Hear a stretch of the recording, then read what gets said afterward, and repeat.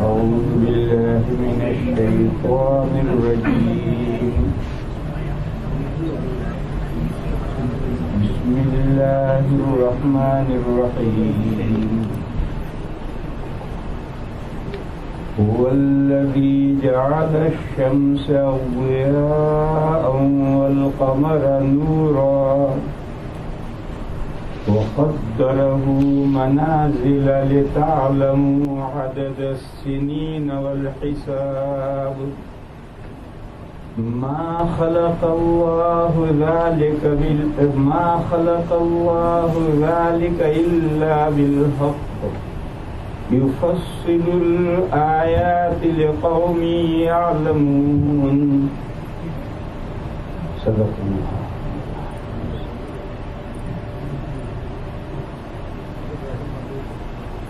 یہ ایک آیت ہے جو میں نے ابھی آپ حضرات کے سامنے پڑھی. یہ ابھی نماز میں ہمارے امام صاحب نے پڑھی ہے سورہ یونس کے پہلے رکوع میں. اس آیت کا ترجمہ یہ ہے، اللہ وہ ہیں جنہوں نے سورج کو ضیاء بنایا ہے اور چاند کو نور بنایا ہے. اب ہمارے پاس میں نہ اردو میں دونوں کے لیے الگ الگ لفظ ہیں، نہ انگریزی میں دونوں کے لیے الگ الگ لفظ ہیں. ایک لفظ ہے ضیاء، اور ایک ہے نور. انگریزی میں دونوں کے لیے لائٹ لفظ ہے اور دونوں کا مفہوم لائٹ لفظ ادا نہیں کرتا. اردو میں دونوں کے لیے لفظ ہے روشنی. روشنی بھی دونوں کو الگ الگ نہیں کرتا. ڈگری کا فرق ہے. لائٹ ویری ہائی یہ ضیاء ہے اور ویری لائٹ بہت ہلکی روشنی یہ نور ہے.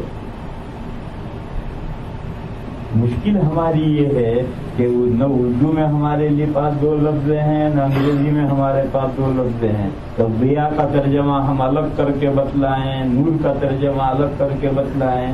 اس لیے تفصیل سے یہ بات بتلا رہا ہوں میں کہ یہ روشنی یہ ویری ہائی ہو جائے. جیسے سورج نکلتا ہے تو پوری دنیا جگمگا جاتی ہے. یہ ضیاء اس روشنی کے لیے لفظ ضیاء ہے. اور رات کو 12، 13، 14 کا جو چاند نکلتا ہے، 14ویں کا چاند نکلتا ہے تو زمین جیسی روشن ہوتی ہے یہ نور ہے. تو فرمایا کہ اللہ وہ ہستی ہیں جنہوں نے دو پورے بنائے، ایک سورج بنایا ایک چاند بنایا. سورج کو ضیاء بنایا، چاند کو نور بنایا. دونوں کی روشنی کا فرق ہم جانتے ہیں. جو صبح سورج نکلتا ہے تو شام تک آدھی زمین جگمگاتی ہے اور رات کو جب چاند نکلتا ہے پورا 14ویں کا چاند مکمل نکلتا ہے تو بھی آپ بسہولت جنگل میں کہیں بھی چل سکتے ہیں، اتنی روشنی ہوتی ہے. لیکن آپ پڑھنا چاہیں تو نہیں پڑھ سکتے. تو اس کے لیے نور لفظ استعمال کیا، اس کے لیے ضیاء لفظ استعمال کیا کہ اللہ وہ ہستی ہیں جنہوں نے سورج کو بہت تیز روشن بنایا اور چاند کو ہلکا روشن بنایا. یوں فرق کرو دونوں کے درمیان. ضیاء اور نور کا لفظوں کا فرق نہ سمجھ میں آئے تو کوئی پریشان ہونے کی ضرورت نہیں ہے. دن بھر جو روشنی سورج کی وہ ضیاء ہے اور رات بھر جو چاند کی روشنی ہے وہ نور ہے. اور دونوں کا فرق ہر ایک جانتا ہے.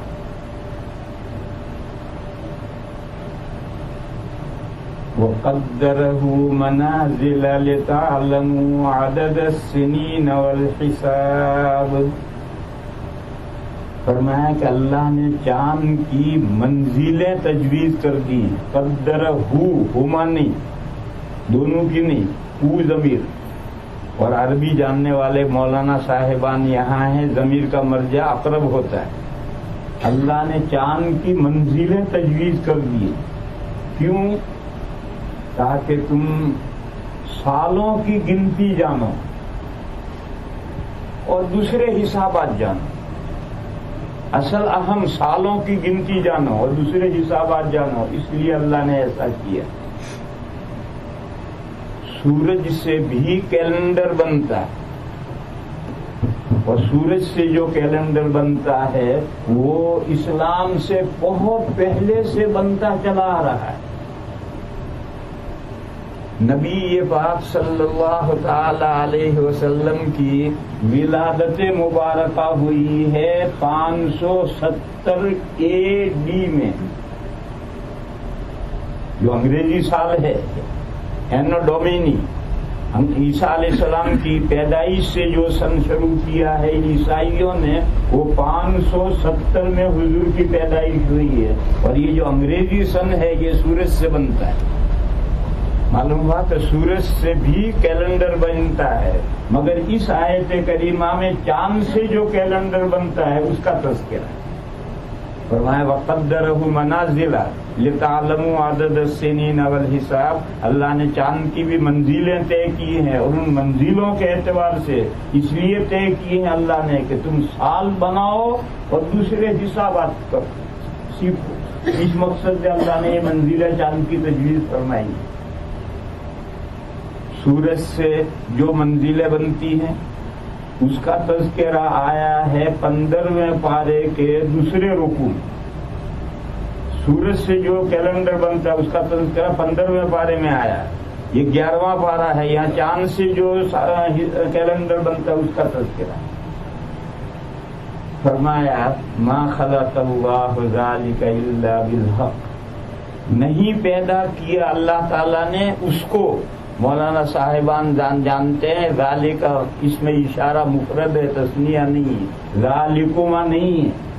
چاند اور سورج دونوں کا تذکرہ نہیں، صرف چاند کا تذکرہ ہے. ما خلق اللہ ذالک الا بالحق. اللہ نے وہ چاند کی جو منزلیں بنائی ہیں تاکہ اس سے قمری کیلنڈر بنے، یہ اللہ نے با مقصد بنایا ہے. بالحق، یہ خامخواہ نہیں بنایا. ما خلق اللہ ذلک الا بالحق یفصل الآیات لقوم یعلمون. اللہ تعالی اپنی آیتیں کھول کر سمجھاتے ہیں ان بندوں کو جو بندے جاننا چاہتے ہیں، جان سکتے ہیں. اور جو بھی کوشش کرے گا وہ جانے گا. جو بھی جاننا چاہے گا کوشش کرے گا جاننے کی، جان سکے گا. یعنی اللہ نے فرمایا کہ یہ مضمون کھول کر اس لیے بھی نہ بیان کیا جا رہا ہے کہ تم اسے جانو. یہ میں نے آیت کریمہ کا ترجمہ. میرے بھائی اس کے بعد یہ سمجھو بہت پرانے زمانے سے دونوں کیلنڈر چلے آ رہے ہیں، شمسی اور قمری. ہمارے ہندوستان کے ہندوؤں کا جو کیلنڈر ہے وہ قمری، اور یہ انگریزی کیلنڈر شمسی ہے. اور دوسرے اور بھی ہیں، کوئی کسی کا شمسی کیلنڈر ہے، کسی کا قمری کیلنڈر ہے. دونوں کیلنڈر پہلے سے چلے آ رہے ہیں. اسلام جب حضور تشریف لائے اور اسلام آیا اس وقت عربوں میں قمری کیلنڈر جاری تھا. محرم، صفر، ربیع الاول، ربیع الثانی، جمادی الاولی، جمادی الثانیہ، یہ سب قمری کیلنڈر کے 12 مہینے تھے. اور یہ جنوری، فروری، مارچ، اپریل، یہ 12 مہینے شمسی کیلنڈر کے تھے. عربوں نے بھی قمری کیلنڈر کو ریکارڈنگ کر رکھا تھا شمسی کیلنڈر سے. جیسے ہمارے ہندوستان کے ہندوؤں نے بھی اپنے قمری کیلنڈر کو ریکارڈنگ کر رکھا ہے شمسی کیلنڈر کے. عربوں کے یہاں رمضان ہمیشہ سخت گرمیوں میں آتا تھا. ماہ رمضان ہمیشہ سخت گرمیوں میں آتا تھا. رمض الفصالوں کے معنی ہیں اونٹنی چل رہی، چرنے گئی ہے، اس کے ساتھ اس کا بچہ گیا ہے، تو اونٹنی کے پیر تو ابھی نہیں جل رہے لیکن بچے کے پیر جلنے لگے. اتنا گرم زمانہ ہو تو وہ رمضان ہے. جمادہ، جب پانی جمنے لگی، اتنی سردی ہو جائے گا پانی جمنے لگے، 2 مہینے تک پانی جمے گا، وہ جمادی الاولی، جمادی ثانیہ. تو عربی کے قمری مہینوں کو سورج کے مہینوں کے ساتھ اکارڈنگ کر رکھا تھا. ہمارے ہندوستان کے ہندو بھی یہی کرتے ہیں. جیٹھ ہمیشہ گرمی میں آئے گا, کارتک ہمیشہ برسات کے شروع میں آئے گا. ان کے مہینے فکس کر رکھے. کیسے فکس کر رہے ہیں؟ ہندو ہر 3 سال میں ایک مہینہ بڑھاتے ہیں لوند کا, کیونکہ یہ دونوں کیلنڈر چھوٹے بڑے ہیں. سورج کا کیلنڈر 10 دن بڑا ہے اور چاند کا کیلنڈر 10 دن چھوٹا ہے. تو برابر کرنے کے لیے ہر 3 سال میں ایک مہینہ بڑھا دیتے ہیں اور سال 13 مہینے کا کر دیتے ہیں. اس کو ہندی میں لوند کہتے ہیں.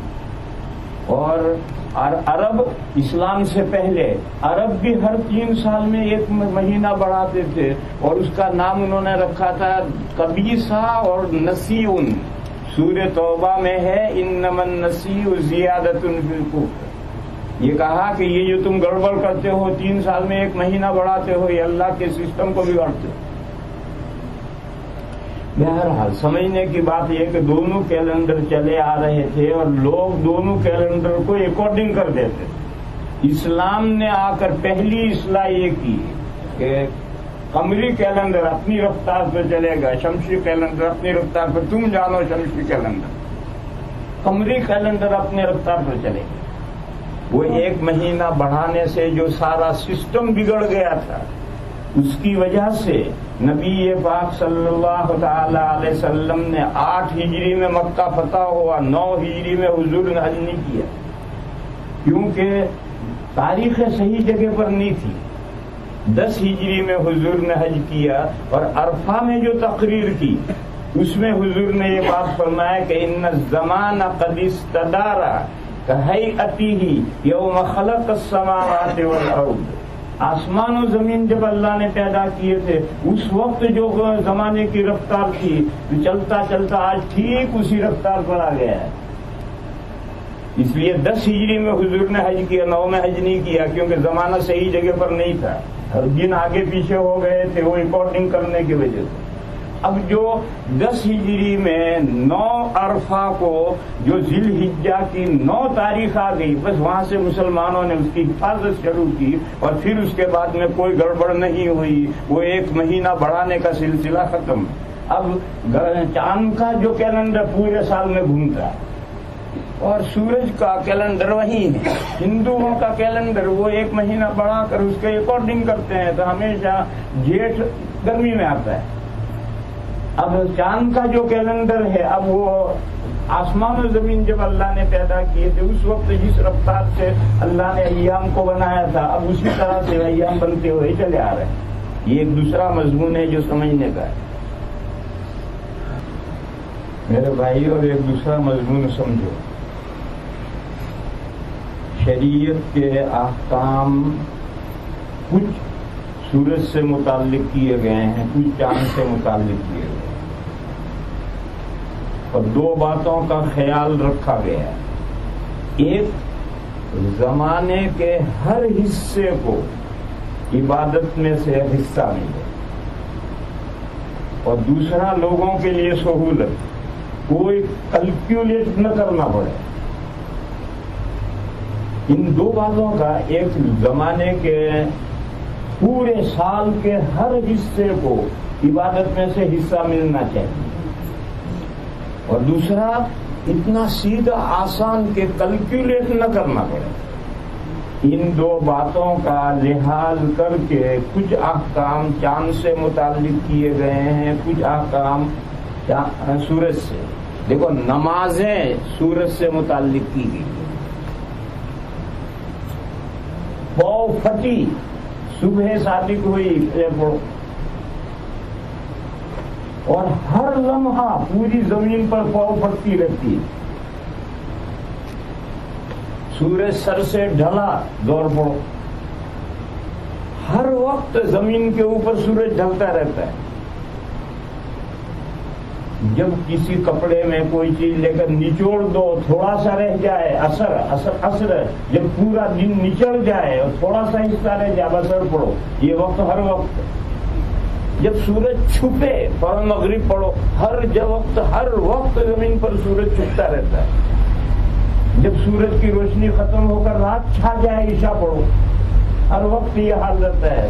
لہذا اگر آپ کے پاس میں کوئی ذریعہ ہو تو زمین پر ہر وقت فجر کی نماز بھی پڑھی جا رہی ہے, ظہر بھی پڑھی جا رہی ہے, عصر بھی پڑھی جا رہی ہے, مغرب بھی پڑھی جا رہی ہے, عشاء بھی پڑھی جا رہی ہے. اور کوئی کیلکولیٹ کرنے کی ضرورت نہیں. دیکھو یہ پاؤ پھٹی, چلو فجر پڑھو. چلو یہ سورج ڈل گیا, سائے ادھر سے ادھر ہو گئے, کوئی کیلکولیٹ نہیں کرنا, ظہر پڑھو. کوئی سورج قریب نیچے ڈوبنے کے قریب پہنچا, عصر پڑھو. آنکھ میں یہ سورج گیا, مغرب پڑھو. شفق کی روشنی ختم ہوگی, عشاء پڑھو. کوئی کیلکولیٹ نہیں کرنا. اور 24 گھنٹے کو عبادت میں سے حصہ ملا. کوئی 24 گھنٹے میں ایک لمحہ بھی ایسا نہیں ہے کہ زمین پر اذان نہیں ہو رہی, زمین پر تک نماز جماعت نہیں ہو رہی, زمین پر مسجدوں میں نمازیں نہیں پڑھی جا رہی. کوئی زمانہ ایسا نہیں ہے. 24 گھنٹے مسلسل. آج یہاں ہے تو کہیں سورج طلوع ہو رہا ہے, کہیں غروب ہو رہا ہے. طلوع ہو رہا ہے وہاں فجر پڑھی جا رہی ہے, غروب ہو رہا ہے وہاں مغرب پڑھی جا رہی ہے. تو دو باتوں کا لحاظ کر کے سورج کے ساتھ حسابات احکام متعلق کرنے میں پوری دنیا کے لوگوں کو سہولت ہے.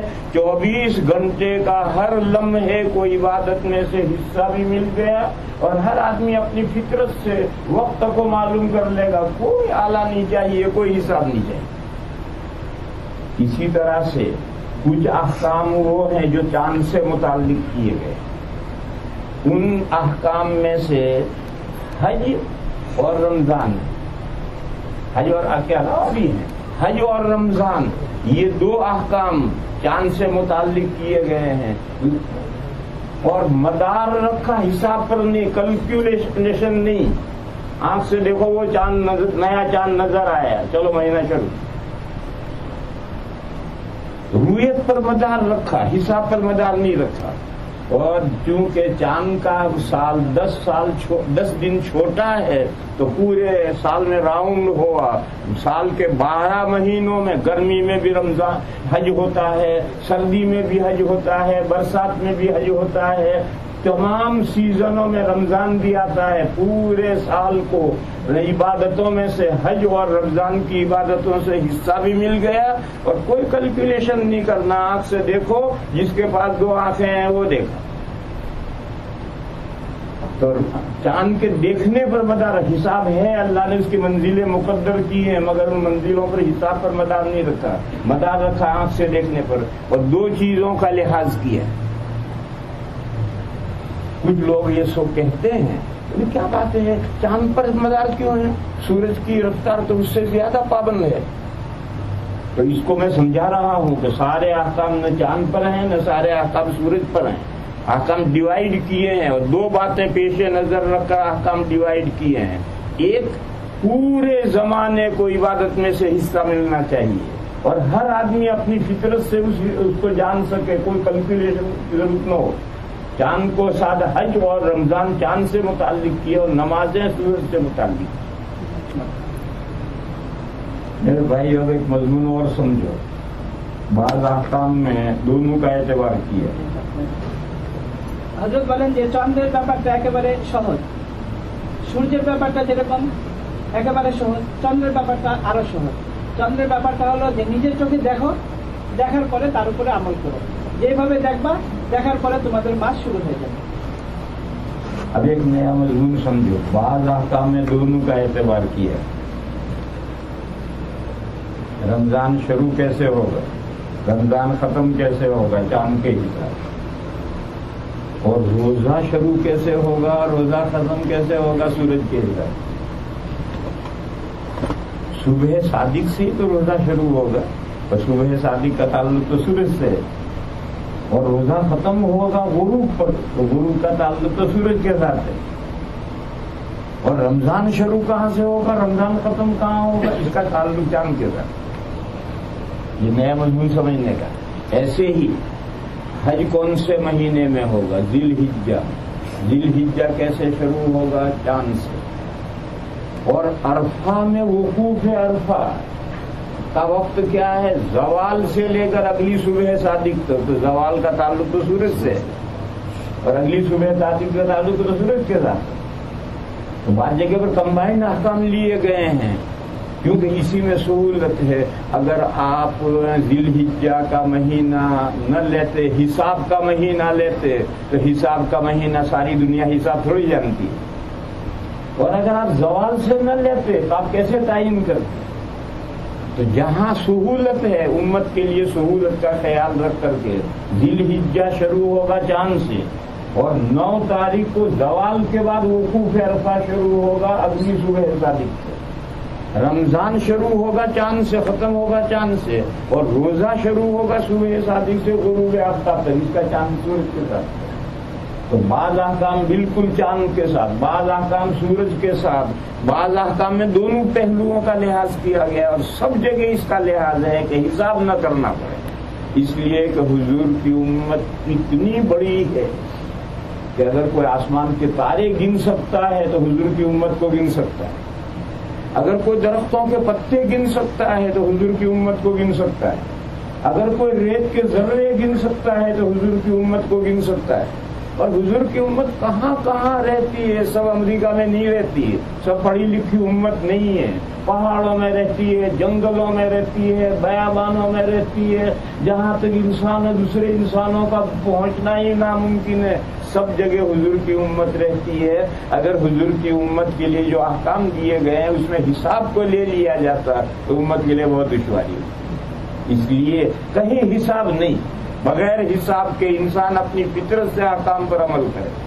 اور بعض احکام سورج سے متعلق، بعض چاند سے متعلق، اور بعض میں دونوں کا اعتبار ہے. اور زمانے کو، پورے زمانے کو عبادت میں سے حصہ ملنا چاہیے، کوئی وقت عبادت سے محروم نہیں رہنا چاہیے. یہ اصول پرنسپل ہے، اس کو پیش نظر رکھا گیا ہے. میرے بھائی اس کے بعد ایک حدیث سنو. نبی پاک صلی اللہ تعالی علیہ وسلم نے فرمایا نحن امت امیہ لا نکتب ولا نحسب الشہر ہاکذا والشہر ہاکذا. 3 مرتبہ تو 10 انگلیاں دکھائی تو 30 دن ہوئی، اور دوسری مرتبہ 10 انگلیاں دی تو تیسری مرتبہ انگوٹھا موڑ دیا. فرمایا مہینہ یا تو 30 کا ہوگا یا 29 کا ہوگا. ہم ناخواندہ امت ہیں، نہ پڑھے لکھے لوگ نہیں ہیں. آج بھی امت محمدیہ کی میجورٹی پڑھی لکھی نہیں ہے، حساب جاننے والی نہیں ہے. مہینہ 29 کا ہوتا ہے، 30 کا ہوتا ہے. صوموا لرؤیتہ وافطروا لرؤیتہ. چاند دیکھو اور رمضان شروع کرو، چاند دیکھو اور رمضان ختم کرو. فَإِنْ غُمَّ عَلَيْكُمْ فَأَكْمِلُوا عِدَّةَ شَعْبَانَ 30. بس اگر چاند چھپا دیا جائے، بادل ہے، تو شعبان کے 30 دن پورے کر کے رمضان شروع کرو. چاند نظر آئے تو 29 دن شعبان کے پورے کر کے رمضان. اور بادل کی وجہ سے نہ نظر آئے، ہے ہی نہیں، نظر نہیں آیا، یا ہے مگر نظر نہیں آیا، تو شعبان کے 30 دن پورے کر کے رمضان شروع کرو. حساب یہ کہتا ہے، حساب نہیں. ہم ناخواندہ امت ہیں، نہ ہم لکھنا جانتے ہیں نہ ہم حساب جانتے ہیں. مدار سارا رویت پر. بہت سنجیدہ ہو گئے آپ لوگ، لطیفہ سنو. ایک پیر صاحب تھے، اور پیر صاحب کا بیوقوف لڑکا تھا. اکثر پیر صاحب کے لڑکے بیوقوف ہی ہوتے ہیں. اور یہ بھی سن لو، دنیا میں ہدایت بھی ان بزرگوں سے اور پیروں سے چلی ہے، اور دنیا میں گمراہیاں بھی ان پیروں کی اولاد سے. قاعدہ بھی یاد رکھو، دنیا میں ہدایت بھی پیروں سے اور اولیاء سے دنیا میں ہدایت اور ایمان پھیلا ہے. اور دنیا میں جتنی گمراہیاں پھیلتی ہیں ان میں سے موسٹلی ان پیروں کی نسلوں سے جاہل ہو جاتے ہیں، انہی سے گمراہیاں پھیلتی ہیں. تو ایک پیر صاحب کا بیوقوف لڑکا تھا. تو پیر صاحب جب مرنے لگے تو لڑکے نے ابا سے کہا ابا آپ تو مر رہے ہیں، آپ کے پیچھے میرا کیا ہوگا؟ تو ابا نے کہا دیکھ بھائی، مرید 2 باتیں پوچھنے آتے ہیں. ایک تو کوئی مسئلہ پوچھنے آتے ہیں، لہذا کوئی بھی مسئلہ پوچھنے آئے تو تو کہنا کہ دیکھو اس مسئلے میں اختلاف ہے، یہ فلاں مفتی صاحب دارالعلوم دیوبند کے دارالافتاء سے پوچھو، اس میں اختلاف ہے، تو ہر ایک کو یہی جواب دینا۔ اور دوسرا، لوگ تاریخ پوچھنے کے لیے آتے ہیں کہ آج کتنی تاریخ ہے، تو ایسا کرنا جب پہلا چاند نظر آئے تو گھر میں ایک کٹورا رکھ لیجئے اور روزانہ ایک مینگنی اس میں ڈال دیجئے بکری کی۔ جب کوئی پوچھنے کے لیے آئے تو مینگنیاں گن کے بتا دیجئے کہ آج کتنی تاریخ ہے۔ خیر، پیر صاحب کا انتقال ہو، لڑکے کا اسی طرح سے اس نے مریدوں کو سنبھال لیا ہے، جو بھی مسئلہ پوچھنے آئے۔ ایک عورت آئی، اس نے کہا پیر جی، اب تو وہ پیر جی ہو گیا، پیر جی میرے بیٹے کو کلمہ پڑھا دو۔ کہنے لگے بھی اس میں اختلاف ہے، مالکتا سے پوچھو۔ چلو، ایک دن ایسا ہوا گھر میں بکری گھس گئی، اور ٹھیک وہاں اس نے مینگنیاں کر دی تو سارا کٹورا بھر گیا مینگنیاں۔ تھوڑی دیر کے بعد میں ایک مرید آیا کہ پیر جی آج کتنی تاریخ ہے؟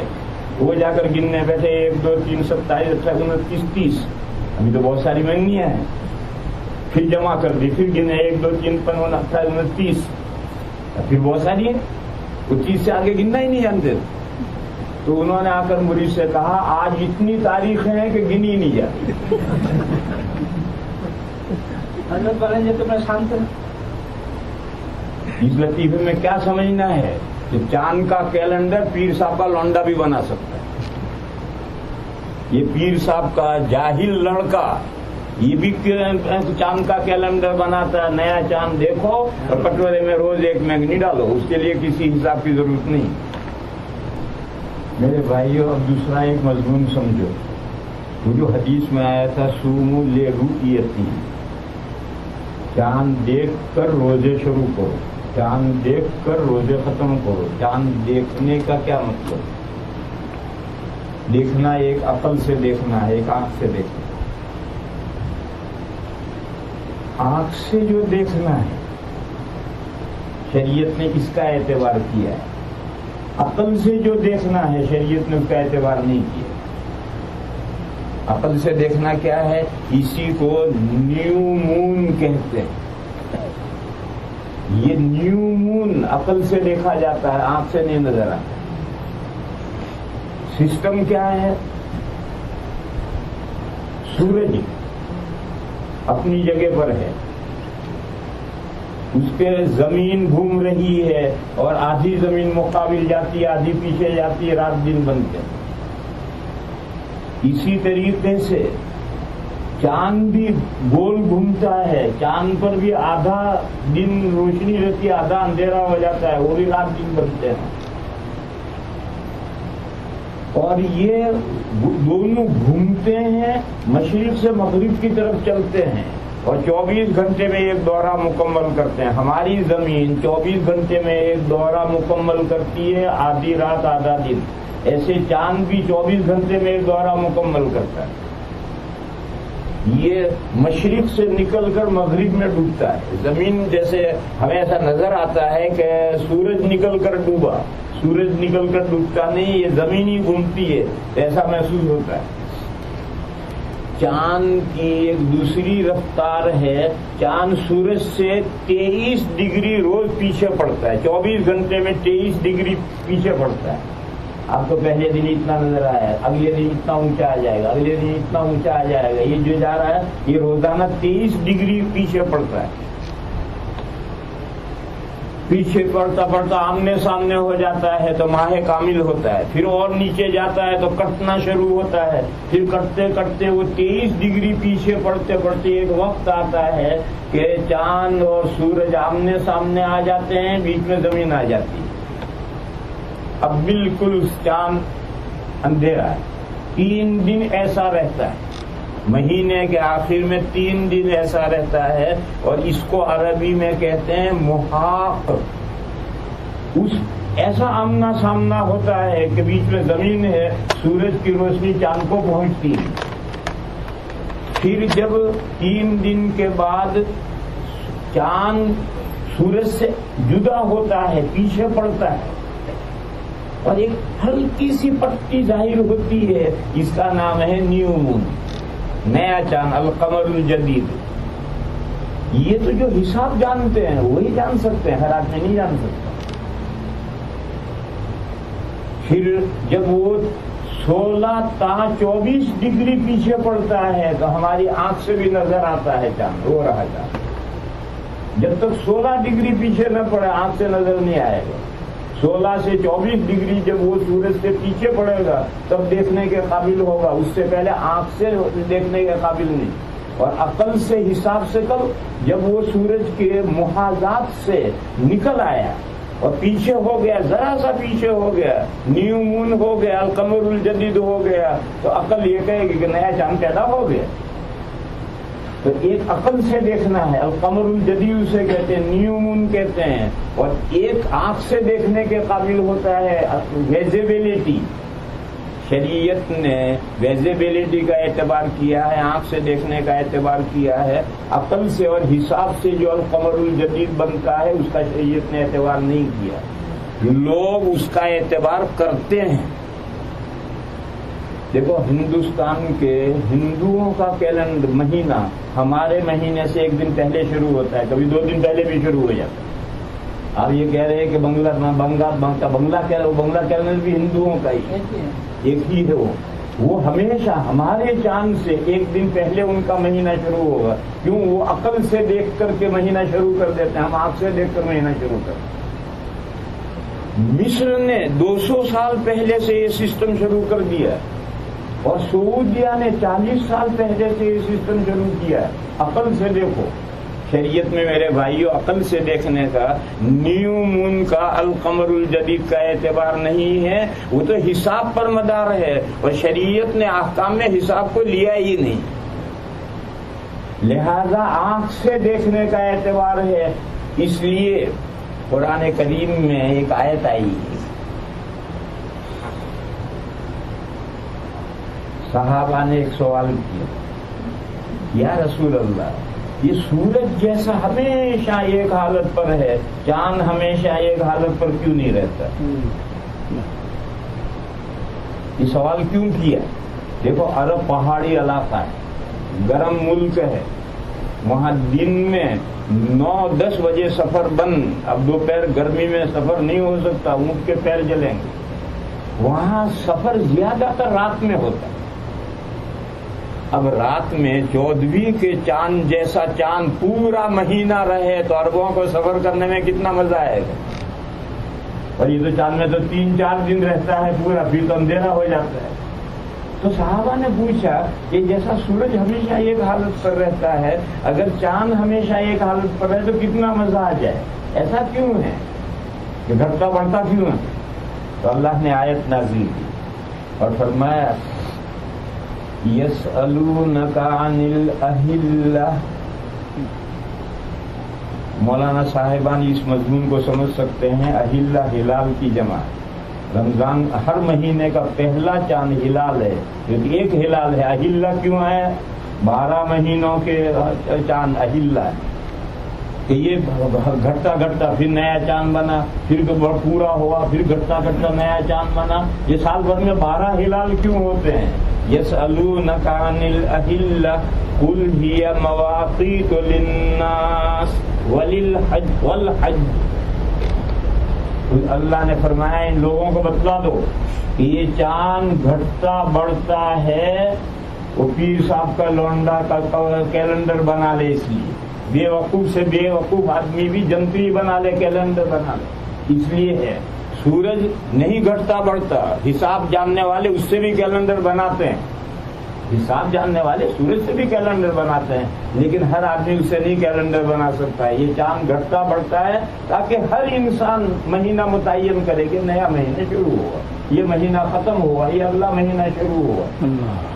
हाँ, हज के लिए ये हिलाल डायरेक्ट हज का वक्त मुकर्रर करता है। مکہ مکرمہ کے افق پر جب ذی الحجہ کا چاند پہلا نظر آئے گا، ذی الحجہ کی پہلی، دوسری، تیسری، آٹھویں، جب نویں ہوگی تو پوری دنیا کو اپنی چاند کی تاریخیں چھوڑ دینی پڑیں گی اور مکہ کی 9 تاریخ کو جا کر ایک ساتھ حج ہو۔ حج الگ الگ دنوں میں نہیں ہوگا، امریکہ کا تاریخ الگ ہے، انڈیا کی الگ ہے، چائنا کی الگ ہے، مکہ کی الگ ہے، تو الگ الگ 9 ذی الحجہ کو جا کر وقوف عرفہ کریں گے، نہیں، پوری دنیا اپنی اپنی چاند کی تاریخیں چھوڑ دے گی اور مکہ کے افق سے جو ذی الحجہ کی پہلا دن بنے گا اس کی 9 تاریخ کو سارے آ کر ایک ساتھ حج کریں گے۔ قل ہی مواقیت للناس، لوگوں کے لیے یہ چاند الگ الگ اوقات مقرر کرے گا اور حج کے لیے وقت مقرر تھا، حج کو الگ کیا۔ حج میں توحید اہلہ ہے، ایک چاند، حج میں پوری دنیا کا ایک چاند اور ایک معین وقت میں حج ہوگا۔ اور حج کے علاوہ دیگر تمام معاملات میں ہر ملک کے اندر چاند نظر آئے گا، اس پر آتا سمجھ آئے گا۔ بات ختم کریں، کافی وقت ہو گیا، آپ کو بھی پریشانی ہے۔ ہندو آنکھ سے دیکھنے کا اعتبار نہیں کرتے، عقلی رویت کا اعتبار کرتے ہیں، نیو مون کا اعتبار کرتے ہیں، ہر آدمی جانتا ہے، وہ خود کہتے کم کیلنڈر اس طرح بناتے۔ مصر والے ان کا جو سرکاری کیلنڈر بنتا ہے وہ نیو مون پر بنتا ہے، وہ اعتراف کرتے ہیں۔ اور سعودیہ والے کیا کرتے ہیں؟ اس سلسلے میں ایک واقعہ سنا، آج سے 1975 سے لے کر 1980 کے درمیان ان 5 سالوں میں رابطہ عالم اسلامی جو لیگ ہے حکومت کی، رابطہ عالم اسلامی، اس نے پورے ملک، پوری دنیا کا ایک کانفرنس بلائی تھی اور وہ ہر سال بلاتے ہیں۔ ہمارے دارالعلوم دیوبند سے بھی، ہمارے دارالعلوم کے محتمین صاحب اس کے ممبر ہیں اور ساری دنیا سے بلاتے ہیں۔ اس میں انہوں نے توحید اہلہ کا مسئلہ ایجنڈا رکھا تھا کہ پوری دنیا کا چاند ایک، پوری دنیا میں رمضان ایک ساتھ شروع ہو، پوری دنیا میں رمضان ایک ساتھ ختم ہو۔ اس کا نام رکھا تھا عربی میں توحید اہلہ، ہلال سب ایک ہلال۔ اب جو آنکھ سے دیکھنے کا مسئلہ ہے وہ دیکھ ہو نہیں سکتا، نیو مون ہی سے ایک ہو سکتا ہے کہ جب چاند سورج سے پیچھے پڑے اور محاذات مقابلے سے نکل آئے اور بورن ہو جائے نئے چاند کا، تو پوری دنیا میں مان لو کہ چاند ہو۔ یہ ایجنڈا تھا ان کا۔ اس مجلس میں سارے دنیا کے تمام لوگوں نے یہ مخالفت کی کہ یہ نہیں ہو سکتا، حج میں توحید اہلہ ہو سکتا ہے، حج کے علاوہ اور چیزوں میں نہیں ہو سکتا۔ حضرت مولانا محمد منظور نعمانی ہندوستان کے ایک بڑے آدمی تھے، جب وہ کانفرنس سے واپس آئے، میں اس وقت راندیر میں پڑھاتا تھا، دیوبند میں نہیں پہنچا تھا، تو وہ بامبے اتر کر راندیر آئے، انہوں نے مجھے یہ ساری رپورٹ سنائی کہ اس اجلاس میں یہ ہوا۔ تو اب یہ ہو چکا ہے ان کے بعد، اس کے بعد اب 2 باتیں سننی ہیں۔ ایک بات تو یہ ہے کہ سعودیہ اعلان کرتا ہے چاند نظر آ گیا، پورے افریقہ، بر اعظم افریقہ میں نظر نہیں آتا، یورپ میں نظر نہیں آتا، پورے امریکہ، نارتھ ساؤتھ امریکہ میں نظر نہیں آتا، بلکہ بعض مرتبہ پورے راؤنڈ میں انڈیا تک نظر نہیں آتا۔ بھئی تم نے کیسا چاند دیکھا ہے؟ یہ بھی تو ساری دنیا مسلمان ہے کہ آنکھیں بند کر کے چاند دیکھتی، ان کو کبھی کبھی نظر نہیں آتا۔ اچھا، دوسری طرف ہر مرتبہ اعلان کرتے ہیں، نام لکھتے ہیں، فلاں آدمی، انہوں نے فلاں قاضی کے پاس گواہی دی چاند کی اور چاند کا قاضی نے فیصلہ کیا۔ ایک طرف وہ یہ ڈھونگ کرتے ہیں، ایک طرف ساری دنیا چاند نہیں دیکھتی، لہذا سعودیہ کا مسئلہ ڈاؤٹ فل ہے۔ اللہ جانے ان کا کیا چکر ہے، ان کے چکروں میں مت آؤ۔ اللہ کے رسول کا جو حکم ہے، اپنے ملک کی رویت کو بتا رکھو اور اسی پر رمضان شروع کرو، اسی پر رمضان ختم کرو۔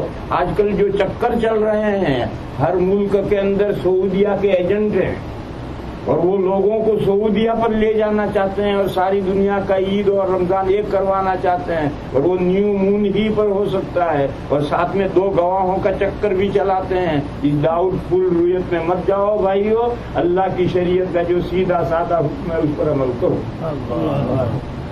دعا کرو۔ یہاں کے اللہ پاک بنگلہ میں دعا قبول کرتے ہیں.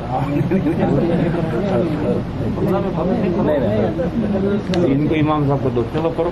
یہاں کے اللہ پاک بنگلہ سمجھتے ہیں.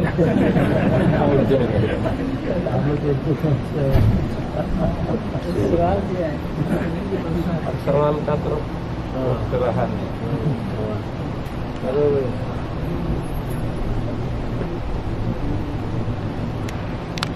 دعا کرو جی, دعا سے. یہ کچھ بھائیوں نے مسئلے پوچھے ہیں.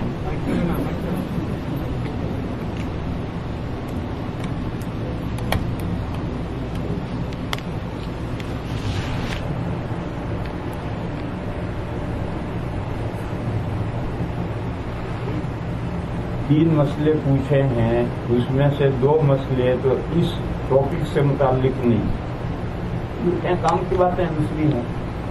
ایک مسئلہ اس ٹاپک سے متعلق ہے, اس کا جواب تقریر میں آ گیا ہے, اس لیے اب ہم نماز تقریر لمبی نہیں کرنا چاہتے. امام صاحب نے تراویح اتنی مختصر پڑھائی ہے آپ لوگوں کی سہولت کے لیے, لہٰذا اب ہم گفتگو لمبی نہیں کرتے, کوئی موقع ہوگا تو دیں گے.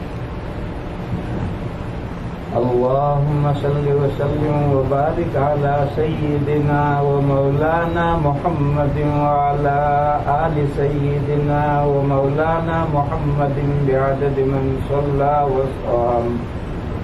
اللهم إنا لا نحصي ثناء عليك كما أنت أثنيت على نفسك. اللهم يا حي يا قيوم برحمتك نستغيث, يا ذا الجلال والإكرام برحمتك نستغيث. یا الہ العالمین ہماری حسنات کو قبول فرما, یا اللہ ہماری خطاؤں سے درگزر فرما. اے میرے مولا ہمیں صراط مستقیم پر مضبوط فرما. یا اللہ حق کو سمجھنے کی بھی ہمیں توفیق عطا فرما, غلط کو سمجھنے کی بھی ہمیں توفیق عطا فرما, اور حق کی پیروی کرنے والے بندوں میں ہمیں شامل فرما. یا اللہ جو ہم میں بیمار ہیں انہیں شفاء کاملہ عطا فرما, جو ہم میں سے کسی بھی ٹینشن بیماری میں یا کسی بھی فکر میں پریشانی میں ہیں ان کے ٹینشن کو دور فرما. یا اللہ اس مجمع میں جو خواتین ہیں جو مرد ہیں ان کے دلوں میں جو ارمان نیک تمنائیں ہیں میرے مولا سب کی نیک آرزویں پوری فرما. اے میرے مولا اس ماہ مبارک کو وصول کرنے کی ہمیں توفیق عطا فرما. ہمارے روزوں میں برکت پیدا فرما, ہماری نمازوں میں برکت پیدا فرما. یا اللہ ہماری عبادتوں کے انوار سے ہمیں مالا مال فرما. اے میرے مولا ہماری مغفرت فرما, ہمارے ماں باپ کی مغفرت فرما, ہمارے رشتہ داروں کی مغفرت فرما, اور تمام مسلمان مردوں کی اور مسلمان عورتوں کی مغفرت فرما. اے میرے مولا اپنے فضل و کرم سے اور اپنے حبیب پاک صلی اللہ تعالی علیہ وسلم کی برکت سے ہماری دعاؤں کو قبول فرما. سبحان ربک رب العزت عما یصفون, سلام علیکم.